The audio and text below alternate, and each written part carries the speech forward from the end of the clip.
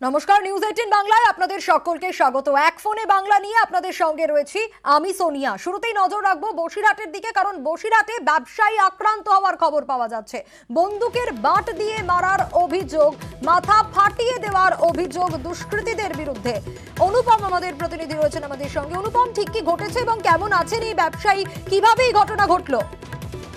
হ্যাঁ দেখো সোনিয়া, এই যে বসিরহাট থানার অন্তর্গত কদমতলা, এখানে টাকি রোডের ধারে প্রসেনজিৎ বিশ্বাস নামে এক ব্যক্তির, তার হচ্ছে ডেকোরেটরের ব্যবসা।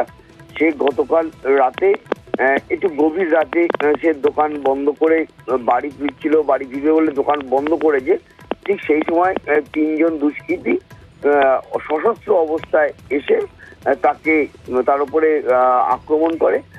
তার সঙ্গে ধস্তাধস্তি হয় প্রথমে, এরপর তাকে বন্দুকের বাট দিয়ে তার মাথায় মারে। সে তখন রক্তাক্ত অবস্থায় মাটিতে পড়ে যায় এবং তারপরে তার গলার হাড় ছিনতাই করে নিয়ে তারা সঙ্গে সঙ্গে সেখান থেকে পালায়।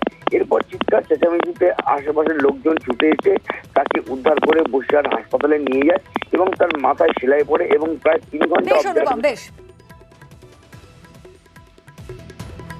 আমার ভাই দোকানে ছিল, সবে শাটার নামাতে যাবে, সেই সময় 3টে ছেলে এসে ওর পিছন দিক দিয়ে কাঁটাটা উঁচু করে বাইরে যেই বেরিয়ে আছে ওর গায়ে মেশিন ধরেই ওর 3জন ছিল ধস্তাধস্তি হয়েছে। লাস্টে ওর বন্দুকের বাঁট দিয়ে মাথায় মারলে লুটিয়ে পড়ে, ওর কলার থেকে সোনার চেনটা হয়ে চলে।